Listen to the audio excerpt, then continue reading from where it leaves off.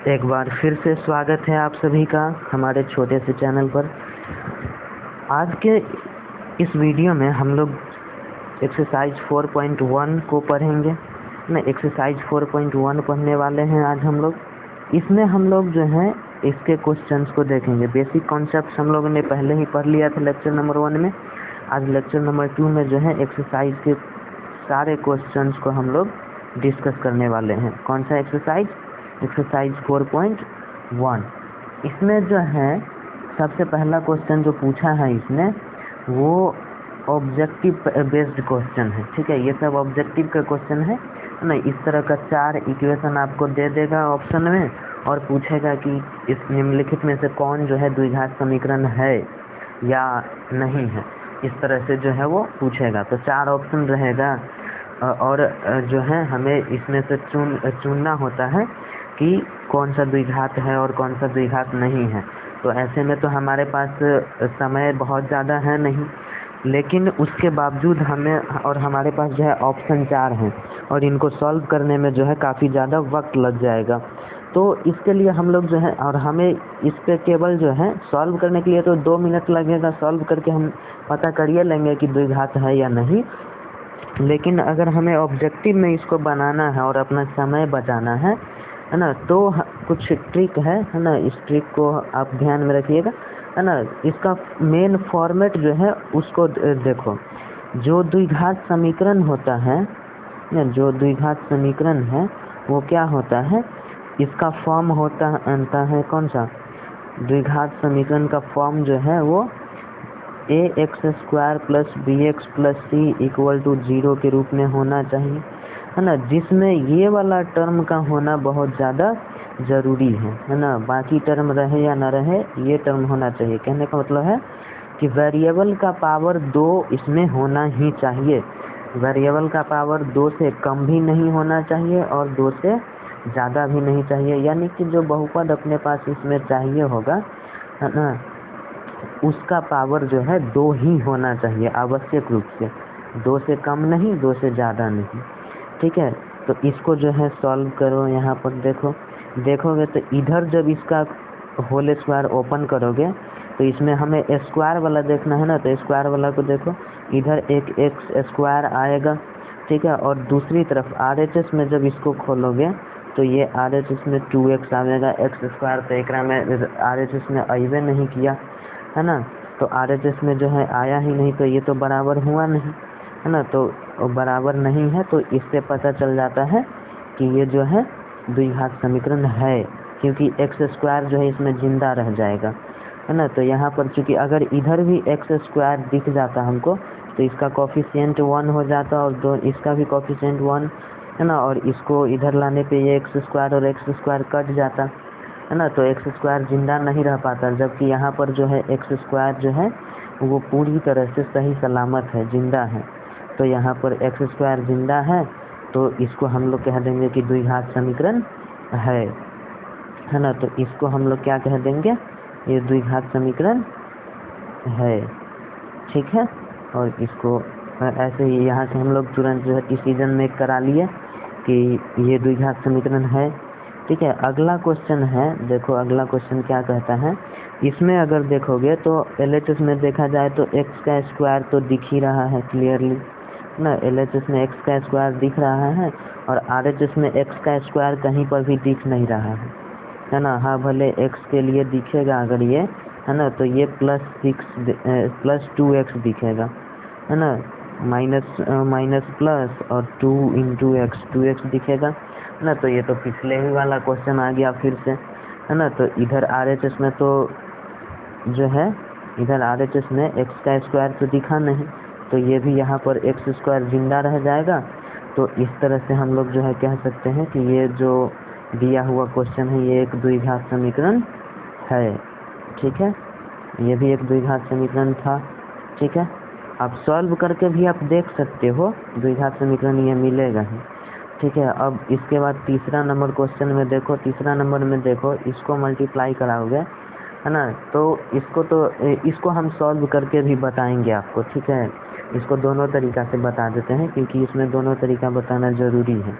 अगर 2 मार्क्स में भी अगर ऐसा क्वेश्चन पूछ देता है तो आपको उस समय पर थोड़ा फास्ट कैलकुलेशन आना चाहिए ना, तो इसके लिए जो है आपको ये जानना होगा ना। इधर अगर डिसीजन मेक कराना है तो इधर देखो ये एक्स स्क्वायर से मल्टीप्लाई करेगा इसमें, है ना, क्योंकि यही दोनों तो है जो एक्स का स्क्वायर बना रहा है इधर, है ना। और दूसरी तरफ जाओगे तो दूसरी तरफ भी जो है ये एक्स का स्क्वायर बनेगा, कोफिशिएंट भी इसका 1 ही आएगा और इसका भी 1 ही आएगा, तो ये दोनों बराबर है, तो ये बराबर बराबर कट जाएगा, तो एक्स का स्क्वायर तो गया ना, एक्स का स्क्वायर तो कट गया, तो यहाँ से हमें डिसीजन आ जाएगा कि एक्स का स्क्वायर तो है नहीं इक्वेशन में, तो ये द्विघात समीकरण नहीं है। ऐसे ये 10 को क्या हो गया है भाई, है ना, द्विघात समीकरण ये नहीं है। नाराज हो गया क्या, है ना, पता नहीं क्यों ये खामखा नाराज हो रहा है।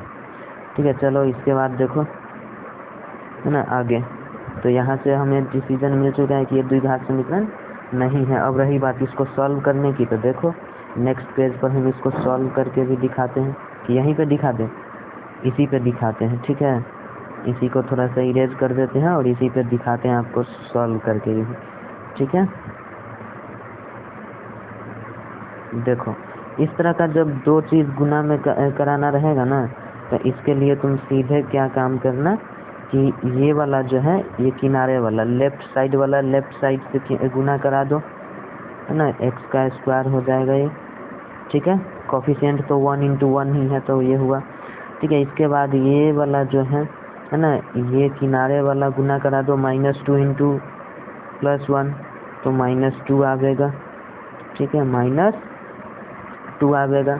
और अब इसके बाद जो मल्टीप्लाई कराना है उसको ज़रा ध्यान से देखना, इसमें क्या करेंगे, है ना। अब जो है ये किनारे किनारे वाला जो है सेटिंग करेगा और ये सेटिंग करेगा, तो इसका नंबर को देख लो, है ना। ये इसमें 1 × 1 1 मिलेगा अपने को, और यहाँ पर -2 × 1 तो -2 मिलेगा, तो -2 और +1 दोनों को जोड़ लो। ठीक है, -2 और +1 -1 हो जाएगा, और उसमें x को सटा दो, है ना, तो यहाँ से मिल जाएगा हमें क्या, -x। ये डायरेक्ट गुना करके मिल गया हमें। ठीक है, इसको गुना करने पे इतना ही आइबे करेगा। ठीक है, अब इसके बाद देखो इधर गुना करना होगा, तो इसको देखो किनारे किनारे वाला को गुना किए तो एक्स का स्क्वायर हो गया, है ना, और इधर वाला किनारों को गुना करो तो -1 × 3, तो ये -3 हो जाएगा। अब इसका इस नंबरिंग को देखो, है ना, इसमें 1 से गुना हो रखा है, 1 × 3 तो 3 हो गया ये, और ये -1 × 1 तो -1, इसको जोड़ दोगे तो 2 हो जाएगा, है ना, तो +2x इसमें सटा दो। ठीक है, अब इसके बाद देखो यहाँ से जो है, इसके बाद यहाँ से x का स्क्वायर तो कैंसिल हो जाएगा, मजाक नहीं,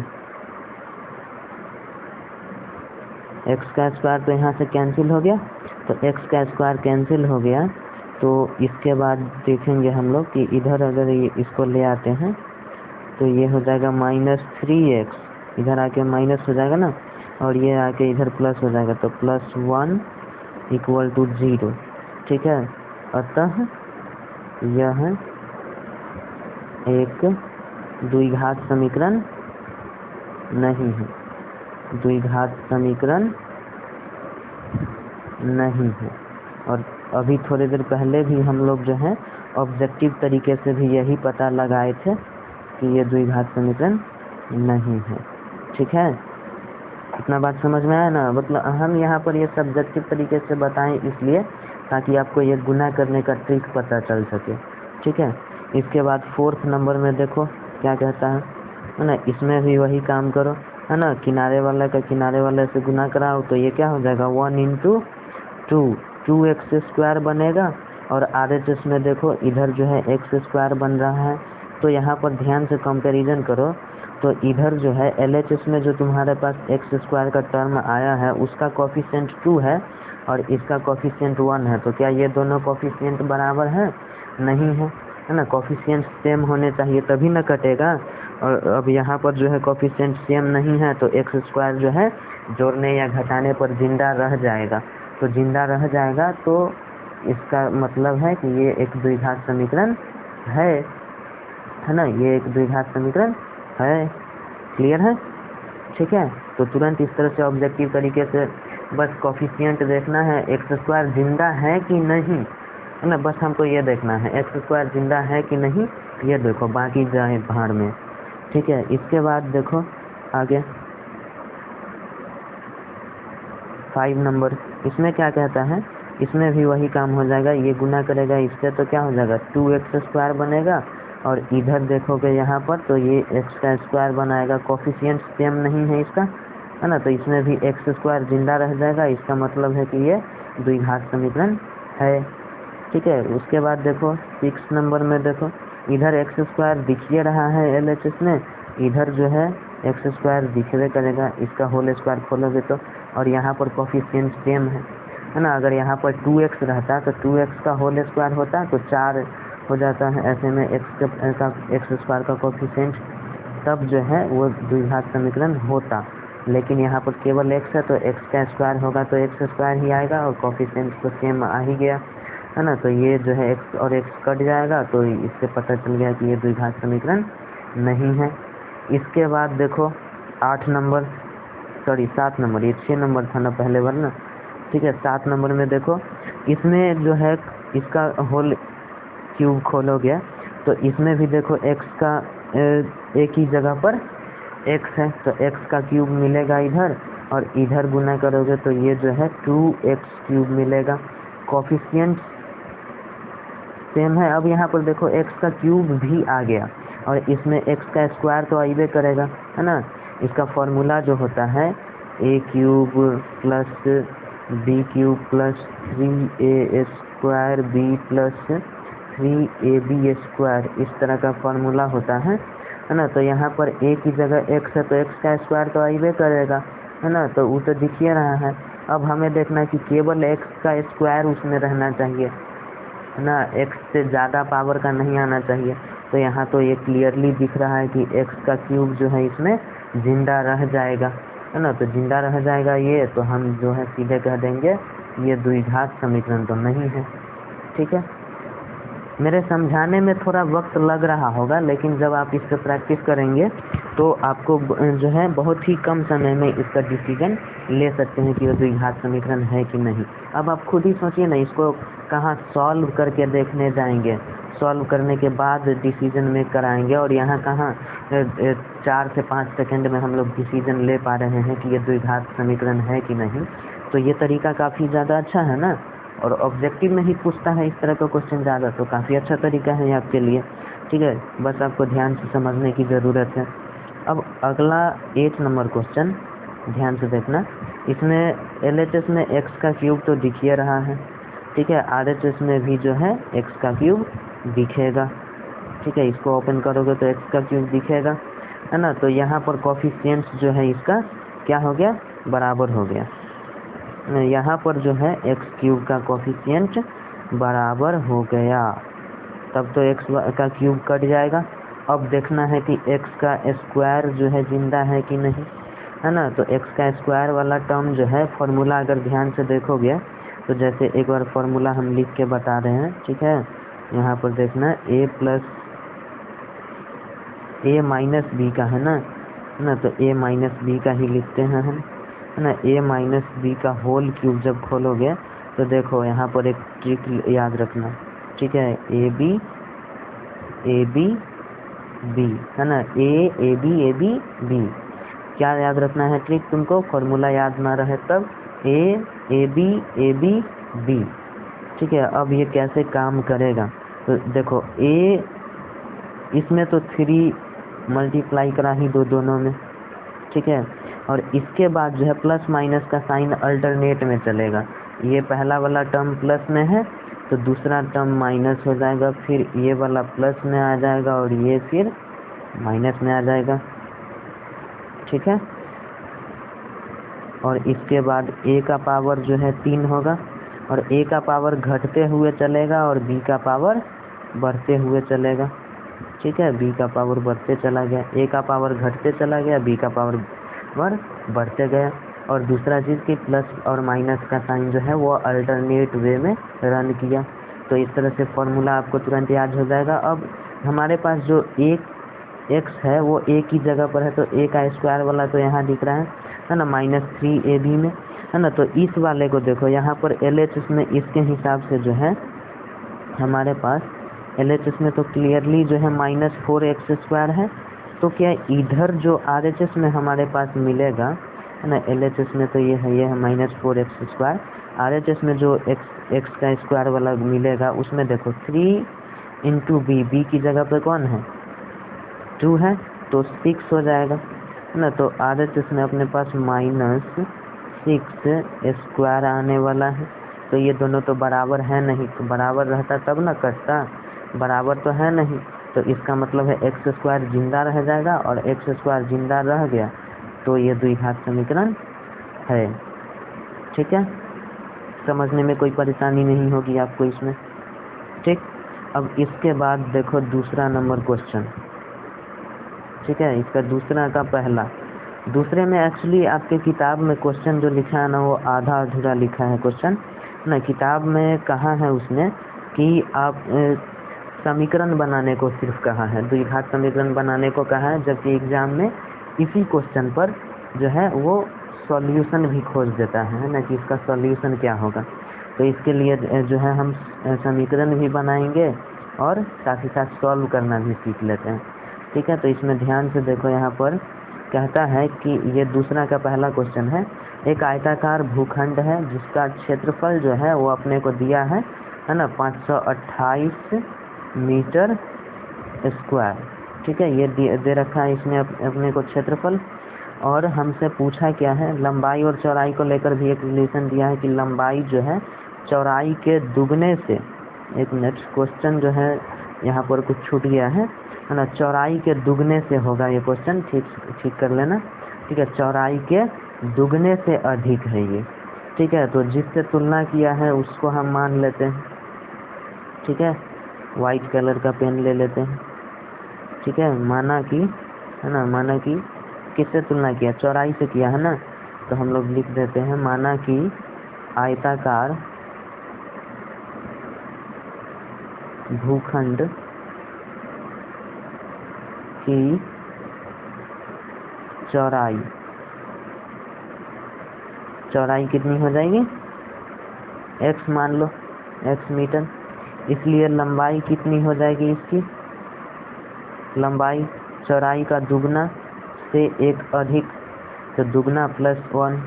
ठीक है, इतना मीटर। और अब एक और तो पैरामीटर है ना अपने पास, ये क्षेत्रफल दिया है इसका, तो लंबाई अपने पास ये है, चौड़ाई है, तो लंबाई × चौड़ाई कर दो, है ना, लंबाई × चौड़ाई, देखो क्या आता है। ठीक है, लंबाई × चौड़ाई करोगे, है ना, अकॉर्डिंग टू क्वेश्चन, पेन को थोड़ा पतला कर लिया जाए, है ना।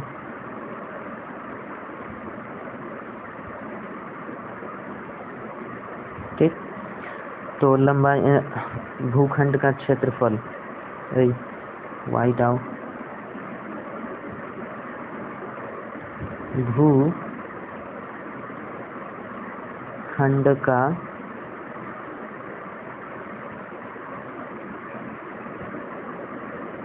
क्षेत्रफल 528 मीटर स्क्वायर है। ठीक है, ये आयताकार है तो इसका लंबाई × चौड़ाई हो जाएगा क्षेत्रफल, है ना। लंबाई कितना दिया है सीधे लिख दो ना, क्या फॉर्मूला लगाना, है ना। लंबाई दिया है 2x + 1 और चौड़ाई है इसका x, गुना करा दोगे तो 528 आवेगा। ठीक है, इसको खोलोगे तो ये 2x² + x, और ये वाले को LHS में लेके चले जाओगे तो -528 बराबर 0। अब इसको जो है क्या करोगे तुम कि मिड टर्म फैक्टर कर लो, है ना। मिड टर्म फैक्टर के लिए जो है करना क्या होता है कि इस किनारे वाले को x² का कोफिशिएंट और c को मल्टीप्लाई करा लो, कितना आएगा, तो इसको गुना कराने पे आता है अपने पास 1056। ठीक है, ये गुना कराने पे आएगा आपके पास 1056। इसका गुणनखंड करो तुम, है ना, गुणनखंड जो भी करोगे, गुणनखंड करने के बाद ये कुछ नंबर मिलेगा इस तरह से, है ना। तो इसको जो है सारे नंबर्स को मिला करके कुछ ऐसे टुकड़े बनाने होते हैं ना, 2 टुकड़ा बनाना होता है उसका, जिसको गुना करने पे ये वाला आ जाए यानी कि 1056 आ जाए, और जोड़ने या घटाने पर ये बीच वाला टर्म में जो कोफिशिएंट है यानी कि 1 कितना आना चाहिए। तो इसका जब गुणनखंड करोगे ना तो और गुणनखंड में जो नंबर मिलेगा उसको 2 टुकड़ा बनाओगे तो वो 2 संख्या जो है 32 और 33 के रूप में मिलेगा तुमको, है ना। गुना करने पे 1056 आ जाएगा और घटाने पर 1 आ रहा है ना, घटाने पर 1 आ रहा है ना। तो क्या करने पे आ रहे हैं, ध्यान रखो, घटाने पे आ रहा है तो यहाँ वाला साइन जो है वो बड़े वाले को दे दो, जो बड़ा नंबर आया है इन दोनों में, ठीक है। तो इसमें बड़ा नंबर कौन है, 33 है। तो 33 को इसका प्लस वाला साइन मिलेगा और इसका ठीक उल्टा वाला साइन किसको मिल जाएगा, है ना, इसका उल्टा वाला साइन यानी कि माइनस मिलेगा इसको, यानी कि ये -32 हो गया। तो ये -32x और प्लस 33x माइनस 528। अब इसमें से कॉमन ले लो, है ना। कॉमन निकालोगे तो इसमें जो है देखो क्या कॉमन निकलेगा, यहाँ से 2x, है ना। तो 2x जो है यहाँ से कॉमन निकल जाएगा।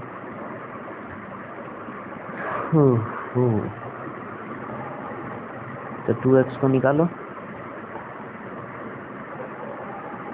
नेक्स्ट पे, ठीक है। 2x बाहर निकल जाएगा कॉमन, ठीक है। अब इसके बाद बचेगा क्या, उसको देखो।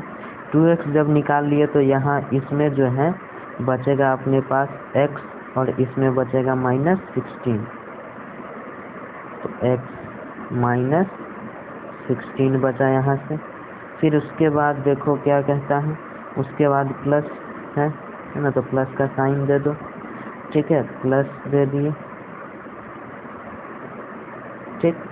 और उसके बाद जो है क्या कहता है, यहाँ से जो है 33 को कॉमन ले लो, है ना, क्योंकि ये 528 में जो है क्या 32 और ये 33 का गुणनफल जो है दिखिए रहा है ना। 528 में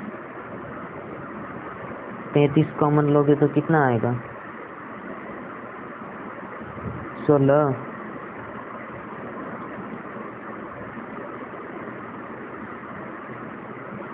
528 में 33 को बाहर करें, 33 ऐसे तो बाहर नहीं आने वाला है, 33 यहाँ से क्या आ जाएगा, देख लो इसके गुणनखंड में 33 है। 1 मिनट, ये है, ठीक है। 33 को जब यहाँ से बाहर निकाल लोगे तो यहाँ x -16 बच जाएगा, ठीक है। तो यहाँ पर जो है 33 बाहर आया तो x -16 = 0। अब इसके बाद देखो 2x + 33 × x -16 = 0। अब यहाँ पर इसका मतलब क्या हुआ, इस लाइन का मतलब ये हुआ कि 2 संख्या अपने पास मिल रहा है गुना में और उसको गुना करने पर जो है 0 आ रहा है। उन दोनों संख्याओं को जो है गुना करने पर 0 आ रहा है। तो इसमें से 0 कौन हो सकता है, लंबाई, ये x जो है हम लोग क्या माने थे, चौड़ाई। तो चौड़ाई तो कभी जो है ऋणात्मक यानी माइनस में तो हो नहीं सकता, तो ये वाला टर्म जो है 0 होने से रहा, है ना। हाँ, ये जो है माइनस में हो सकता है, यहाँ पर यहाँ x जो है माइनस में नहीं होगा, चौड़ाई है माइनस में नहीं होगा, लेकिन x का वैल्यू कुछ ना कुछ तो होगा ना, और ये माइनस हो रखा है इसमें, तो मतलब किसी संख्या में से कुछ घटाएंगे तो वो 0 हो सकता है, जबकि एक संख्या में कुछ जोड़ने से 0 नहीं हो सकता। तो यहाँ कुछ घटा रहे हैं तो ये 0 हो सकता है। तो हम लोग जो है यहाँ से कह देंगे कि जो है x -16 ही क्या है, 0 है। इसका मतलब श्योर है कि यही जो है 0 है, यही वाला पार्ट, ठीक है। और यहाँ से हम लोग x का वैल्यू निकालेंगे तो x का वैल्यू हमें 16 मिल जाएगा, ठीक है। x, और हमें यही तो चाहिए ही था ना, x का वैल्यू ही निकालना था, इसी पे चौड़ाई और लंबाई आता है, ठीक है। तो लिख देंगे लास्ट में, अतः आयताकार भूखंड है ना, आयताकार भूखंड की चौड़ाई कितनी थी, x थी ना, तो x का वैल्यू आया है कितना, 16 मीटर है ना, एवं इसकी लंबाई कितनी हो जाएगी है ना, आयताकार भूखंड की लंबाई कितनी हो जाएगी, तो लंबाई जो है वो था 2x + 1, x की जगह पर 16 रखोगे तो ये 16 दूनी 32 और 1 33 मीटर, यही इसका क्या हो गया आंसर। ठीक, अब इसके बाद जो है दूसरा नंबर क्वेश्चन देखो। दूसरा नंबर क्वेश्चन में भी कुछ इसी तरह से है ना, 2 नंबर के बारे में दिया। हम अब से क्या कर रहे हैं ना, इसके बाद से कि आपको हम कंडीशन निकाल कर दे रहे हैं, समीकरण कैसे बनाना है वो बतला दे रहे हैं, आपको समीकरण को सॉल्व खुद से करना है।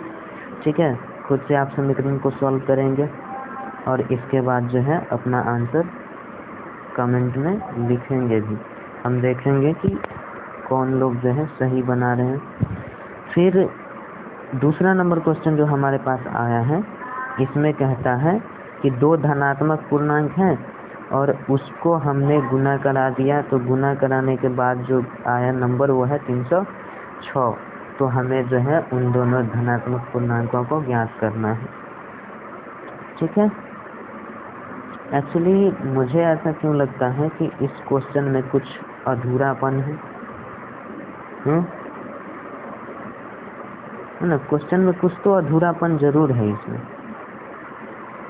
से मुझे लगता है कि यहाँ पर शायद लगातार छूट गया है ना, 2 लगातार धनात्मक संख्या होनी चाहिए थी। ठीक है, 2 लगातार, क्या ये पेन भी है ना, बार बार नाराज होते रहता है। ठीक है, 2 लगातार, ठीक है, लगातार बोले तो एक अगर x है तो दूसरा x + 1 या फिर x - 1 हो सकता है। ठीक है, तो इस हिसाब से हम लोग क्या कर लेते हैं, इसका सॉल्यूशन में पहले को हम लोग मान लेते हैं क्या, x मान लेते हैं, माना कि पहली संख्या है ना, पहली संख्या इसको हम कह देते हैं x, तो इसलिए दूसरी संख्या क्या हो जाएगी, क्योंकि लगातार संख्या है तो तुम या तो 1 घटा दो या फिर 1 जोड़ दो, कोई दिक्कत नहीं है, तो हम 1 जोड़ दे रहे हैं। ठीक है, और अब अकॉर्डिंग टू क्वेश्चन इसने क्या कहा है कि इन दोनों को गुना करने पर जो है जो नंबर आ रहा है वो कितना है, 306 आ रहा है ना, यही ना, 2 लगातार संख्याओं का गुणनफल जो है 306 है। तो इसके बाद जो है इसको सॉल्व कर लो थोड़ा सा, ये x² + x और ये इस 306 को जो है, अच्छा एक चीज़ है ना, ये इस तरह से -306 करोगे बराबर 0 आ जाएगा, और इसको सॉल्व करोगे तुम है ना, इसको गुना करोगे, इसमें 1 है और ये 306, तो 1 × 306 कितना हो जाएगा, 306 ही रह जाएगा, और इसका फैक्टर निकालोगे और फिर इस तरह से तुम सॉल्व करोगे। एक काम हम लोग यहाँ ऐसे भी कर सकते हैं ना, बेसिक तुम्हारा नॉलेज यही है कि फैक्टर निकाल के करोगे। ठीक है, अब इसके बाद आपके पास एक और तरीका हो सकता है यहाँ से, है ना, इसके बाद एक और तरीका हो सकता है आपके पास, है ना, कि ये 2 लगातार संख्या है ना, और इन 2 लगातार संख्याओं को गुना करने पर जो है आपके पास आ रहा है 306, तो हम जो है कुछ ऐसी 2 लगातार संख्याओं को अपने मन में एज्यूम करेंगे जिसका गुणनफल जो है 306 आता हो, है ना, मेनली हम लोग देखेंगे कि लास्ट में जो है 6 आ रहा हो, इस पर फोकस करेंगे, 6 आ जाए तो ये भी, इसका भी आने का चांस रहेगा, है ना। तो हम लोग देखने जाए तो जो है लगातार संख्या में ऐसी कुछ संख्याओं का जोड़ी बनाते हैं ना, तो एक तो ऐसी संख्या होगी जिसके अंत में 6 हो और एक दूसरे के अंत में 1 हो, तो इसको गुना करने पर भी क्या आएगा, जो संख्या आएगा उसके अंत में 6 रहेगा। ठीक है, और इसके बाद कुछ और संख्याएं हो सकती हैं, है ना, जैसे कि जो है हमारे पास 3 × 2 अगर करते हैं तो ये तो 3 और 2, 3 दूनी 6 है ना, 3 और 2 वाला 3 दूनी 6, ये भी लगातार संख्या बनेगा इससे भी, और ये भी 6 आ रहा है। ठीक है, इसके अलावा और अगर देखा जाए तो देखिए तो 4 अगर रखे तो 4 से तो 6 आने वाला है नहीं, 4 नमा 36, तो 4 नमा 36 तो लगातार तो नहीं हो पाएगा। हाँ वो, हाँ 7 और 8 वाला हो सकता है ना, 7 और 8 वाला 56 आता है, लगातार भी हो जा रहा है ना, तो 56 आ रहा है। तो हम लोग अगर देखें 300 के आसपास में गुना करके चाहिए हमें, तो देखा जाए तो अगर हम इसको 16 कर दें और इसको 11 कर दें, तब तो ये लगातार संख्या होबे नहीं किया। ठीक है, इसको 13 करें, इसको 12 करें, लगातार संख्या है, लेकिन इसका गुना करने पर 306 नहीं आएगा, तो ये जोड़ी भी खत्म। इसको कर लो यहाँ पर, है ना, एक एक लगा के देखते चले। तो ये देखें तो इसमें हाँ ये 306 आ जाएगा गुना करने पे, है ना। तो इसको जो है हम लोग डायरेक्ट लिख देते हैं यहाँ से कि x into X plus 1 equal to 18 गुने 17, है ना। इधर भी 2 संख्या गुना में है और इधर भी 2 लगातार संख्या गुना में है, तो इधर जो छोटा होगा इधर भी, इधर वो छोटे वाले के बराबर हो जाएगा। तो x जो है इधर छोटा है ना, x प्लस 1 तो बड़ा हो गया ना करेगा, तो x छोटा है तो इधर वाला छोटे के साथ वो मैच कर जाएगा, है ना। तो यहाँ से हमें x का वैल्यू कितना 17 मिल जाएगा। ठीक है, यहाँ से हमें जो है x की वैल्यू कितनी मिल जाएगी, 17 मिल जाएगी, है ना। और x की वैल्यू 17 मिल गई तो दूसरा संख्या भी मिल ही गया, है ना। तो लिख देंगे यहाँ, अतः पहली संख्या, है ना, पहली संख्या बराबर x का मान कितना आया 17, एवं दूसरी संख्या कितनी हो जाएगी, दूसरी संख्या x प्लस 1 है, यानी कि 17 प्लस 1 यानी कि 18। ये दोनों लगातार संख्याएं मिली कि नहीं हमें, ठीक है। तो यहाँ से पता चल गया हम ये इस चीज़ का, ठीक है। ऐसे भी बना सकते हैं आप। अब इसके बाद देखो तीसरे नंबर की तरफ हम लोग बढ़ते हैं ना। तीसरे नंबर क्वेश्चन में क्या कहा है कि जो रोहन की माँ है वो उससे 26 साल बड़ी है ना, और आयु का गुणनफल 3 साल के बाद, ठीक है, अब से 3 साल के बाद जो है 360 हो जाएगा। ठीक है, 3 साल के बाद 360 हो जाएगा। तो रोहन की वर्तमान आयु क्या है वो पता करना है हमें, है ना। यहाँ पर हमें दोनों के बारे में नहीं पूछा है, हमें रोहन के बारे में पूछा है। तो बस जो है हम लोग x का वैल्यू निकाल लेंगे, रोहन का आयु मान लेते हैं, है ना। जो निकालना है उसी को हम लोग मानते भी हैं ना। तो माना कि रोहन की आयु कितनी है, माना कि रोहन की आयु, रोहन की वर्तमान आयु,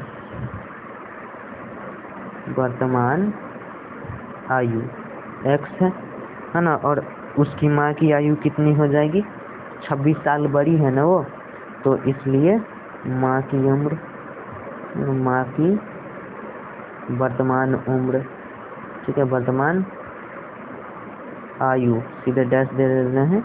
तो 26 साल बड़ी है तो इसमें 26 जुड़ जाएगा, ठीक है। और 3 साल बाद ना, 3 साल के बाद जो इसका आयु होगा उसका गुणनफल, यानी कि 3 साल के बाद इसका आयु कितना हो जाएगा, x प्लस 3 हो जाएगा और इसका x प्लस 29 हो जाएगा, है ना। तो उसको गुणनफल जो है वो कितना आ रहा है, 360 आ रहा है ना। तो आगे हम लोग डायरेक्ट लिख देंगे अकॉर्डिंग टू क्वेश्चन, है ना। 3 साल के बाद रोहन की आयु कितनी हो जा रही है, x प्लस 3, और उसकी माँ की आयु जो है वो x प्लस 29 हो रहा है। इसका गुणनफल कितना हो रहा है, 360 हो रहा है ना, 306 नहीं 360 हो रहा है, ठीक है। इसको सॉल्व करो और सॉल्व करके द्विघात समीकरण बना लो, ठीक है। द्विघात समीकरण बना लो इसको, ठीक है। द्विघात समीकरण जो बनेगा वो तुम्हारे पास कुछ इस तरह से होगा, ये एक्स स्क्वायर,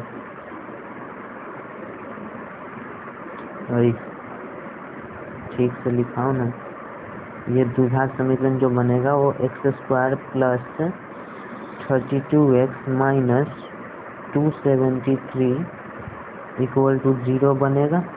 इसको सॉल्व करोगे तो ये जो है तुम्हारा x प्लस 39 मिलेगा इंटू x माइनस 7, ये 2 फैक्टर मिलेंगे तुमको। ठीक है, ये 0 तो हो नहीं सकता क्योंकि उम्र जो है ऋणात्मक नहीं होता, तो 0 पक्का कौन है, x माइनस 7 ही 0 है ना। तो यहाँ से हम लोग जो है कह देंगे x minus 7 is equal to 0 और x का वैल्यू हमें 7 मिल जाएगा, यानी कि रोहन की वर्तमान आयु कितनी हो जाएगी, 7 वर्ष। ठीक है, निकाल लेना इसको। ठीक, इसके बाद देखो अगला क्वेश्चन है ना, इसको हटाओ यहाँ से।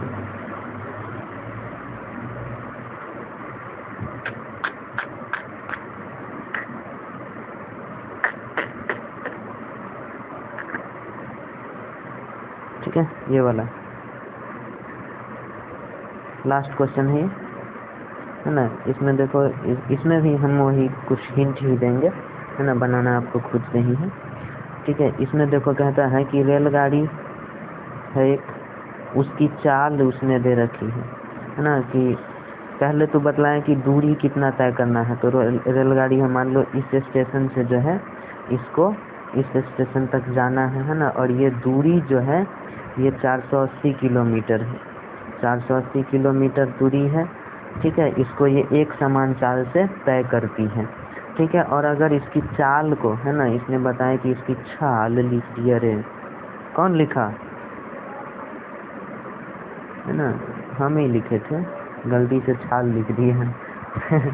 देखो तो चाल जो है इसकी क्या है, 8 किलोमीटर अगर कम हो जाए पहले से, तो इसी दूरी को यानी 480 किलोमीटर दूरी को तय करने में ही इसको जो है 3 घंटा ज़्यादा समय लग रहा है। तो आपको बताना है कि रेलगाड़ी की चाल कितनी थी। ठीक है, तो हम लोग यहाँ पर क्या काम करेंगे कि मान लेंगे कि रेलगाड़ी की चाल x है, चाल हमें निकालना है ना। तो माना कि रेलगाड़ी की चाल जो है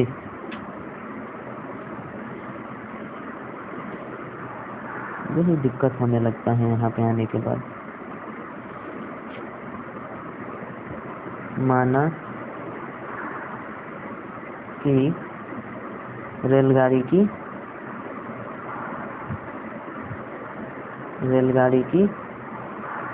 चाल x किलोमीटर प्रति घंटा है।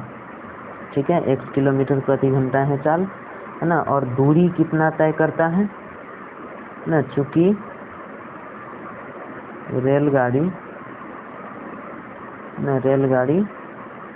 480 किलोमीटर दूरी तय करता है, 480 किलोमीटर दूरी तय करता है, इसलिए उसमें जो समय लगेगा वो कितना हो जाएगा ना, समय निकाल लो। तो आपको फॉर्मूला याद होगा चाल का है ना, चाल का फॉर्मूला याद होगा आपको, कितना होता है ना, दूरी का फॉर्मूला आप लोग याद किए होंगे, चाल गुने समय है ना। अगर भूल जाते हैं तो इसके लिए एक ट्रिक है ना, ट्रिक याद रखना है ना। ट्रिक क्या होता है वो देखो है ना, इस तरह से एक ट्रायंगल बना लो, ऊपर एस भी टी, ये एस क्या है, ये एस जो है डिस्टेंस है। ठीक है, यानी दूरी है, भी वेलोसिटी चाल, ठीक है, स्पीड भी कह सकते हैं इसको, टी टाइम यानी कि समय। ठीक है, ये है। तो हमें क्या चाहिए, अगर हमको दूरी चाहिए ना, तो दूरी को ऐसे ढक लेंगे हाथ से। ठीक है, इस दूरी को जो है ढक लेंगे, तो दूरी इधर लिख लो, और बराबर में क्या देखेंगे कि जो सटा सटा है उसको लिख दो। तो ऐसे भी है और इसके जस्ट बगल में टी है ना। तो दूरी बराबर चाल गुने समय मिल जाएगा। चाल का फॉर्मूला चाहिए तो तुमको भी बराबर क्या लिखना होगा, ऊपर में है एस और ये नीचे में कौन है, टी। तो दूरी बटा समय, और समय के लिए चाहिए है ना, ये समय का चाहिए तो समय लिखोगे, और ये किसके बराबर हो जाएगा, दूरी बटा चाल के ऊपर में एस बटा में भी। तो इस तरह से जो है ये ट्रिक है इसको पहचानने का। ठीक है, तो समय बराबर क्या हो जाता है, दूरी बटा चाल होता है ना। तो ये ट्रिक आप ध्यान में रखना, और फिलहाल तो हम इसको हटा ही दे रहे हैं। ठीक, तो यहाँ से जो है इतना समझ में आ गया। तो समय क्या है, चाल, समय जो है वो दूरी बटा चाल है। तो दूरी कितना है, 480 है ना, दूरी जो है वो 480 तय कर रहा है और चाल है x। तो इतना घंटा जो है ये समय लगेगा, है ना, क्योंकि ये सब चाल भी क्या है, किलोमीटर प्रति घंटा में, और ये दूरी भी किलोमीटर में दे रखा है ना, तो समय भी जो है घंटा में ही आएगा। ठीक है, तो इतने घंटे इसको लगते हैं। फिर इसके बाद जो है अगला जो है एक कंडीशन लगाया है इसने कि अगर इसका चाल जो है वो 8 घंटा प्रति किलोमीटर जो है 8 किलोमीटर प्रति घंटा कम हो जाए ना, 8 किलोमीटर प्रति घंटा कम हो रहा है, ठीक, तब रेलगाड़ी की चाल कितनी होगी। देखो, अगर अकॉर्डिंग टू क्वेश्चन, सॉरी यहाँ पर लिखो, यदि रेलगाड़ी की चाल 8 किलोमीटर कम हो जा रहा है, तो पहले x था और अब 8 किलोमीटर कम हो जाएगा, तो x minus 8 kilometre per hour अभी हो जाएगा अब, है ना। तब जो है, और दूरी उसको उतना ही तय करना है ना, दूरी जो है उसको उतना ही तय करना है, 480 किलोमीटर ही। तो इसलिए अब समय जो है क्या हो जाएगा, है ना, यहाँ पर दूरी का भी मेंशन कर देते हैं। ठीक है, रेलगाड़ी की चाल, रेलगाड़ी की चाल और ये दूरी, ठीक है, एवं दूरी 480 ही है, कोई बदलाव नहीं हुआ, इसलिए समय कितना हो जाएगा, समय जो है अब हो जाएगा 480 बटा में x माइनस 8, है ना, दूरी बटा चाल। ठीक है, अब इसके बाद देखो क्वेश्चन में कहा था कि 8 किलोमीटर जब कम हो जाएगा चाल, तब वो समय जो है 3 घंटा ज़्यादा लेता है ना। तो अपने पास दोनों टाइम का समय निकाल लिया है ना, दो अलग अलग चाल जो चल रहा है उस पर जो है हम समय निकाल चुके हैं, है ना। 8 किलोमीटर कम हो तो समय इतना लगेगा, ठीक है, समय जो है 480 बटा x माइनस 8 लगेगा, और यहीं अगर x किलोमीटर की रफ्तार से चल रहा है तो 480 बटा x लगेगा। तो दोनों में हम लोग बड़ा छोटा देख लेते हैं। तो इसमें जो है x से भाग लगा है ना, और इसमें भाग लगाए हम लोग x माइनस 8 से, तो बड़ा कौन आएगा, यही वाला x माइनस 8 वाला ही, क्योंकि कहने का मतलब है कि तुम 8 में जो है 2 से भाग दोगे, 8 में 4 से भाग दोगे, और 8 में 4 माइनस 2 से भाग दोगे, तो बड़ा कौन होगा, 8 बटा 4 माइनस 2 ना, तो ये वाला बड़ा हो जाएगा। यानी कि नीचे में अगर हम जो है घटा रहे हैं तो ये पूरा मान जो है इसका बढ़ेगा, है ना, तो ये वाला समय अधिक है, बड़ा है। ठीक है, तो अकॉर्डिंग टू क्वेश्चन हम लोग लिख देंगे यहाँ पर, है ना, कि 3 घंटे अधिक का समय लगता है, तो समय का अंतर हो जाएगा 3 घंटा, है ना। तो 480 बटा में x माइनस 8 माइनस 480 बटा x बराबर 3। अब इसी को सॉल्व करोगे तो इक्वेशन मिलेगा तुमको, 480x minus 480 into x minus 8, और ये वाला जो है एलसीएम कितना लिए थे तो इतना आया था, x माइनस 8 इंटू एक्स, यही एलसीएम था। ठीक है, और ये 3 के बराबर है, इसको सॉल्व कर लो। सॉल्व करने के बाद जो आएगा माइनस में आएगा तो उसको नेगलेक्ट कर देना है, क्योंकि चाल जो है वो ऋणात्मक होता नहीं है, माइनस में होता नहीं, चाल जो है वो होता है प्लस में ही। ठीक, अब रही बात इसका आंसर क्या आना है, तो आंसर जो है x का वैल्यू आएगा 40। ठीक है, यानी कि वो 40 किलोमीटर की रफ्तार से चल रहा था। ठीक है, बाकी इसको सॉल्व करना आप इसके आगे।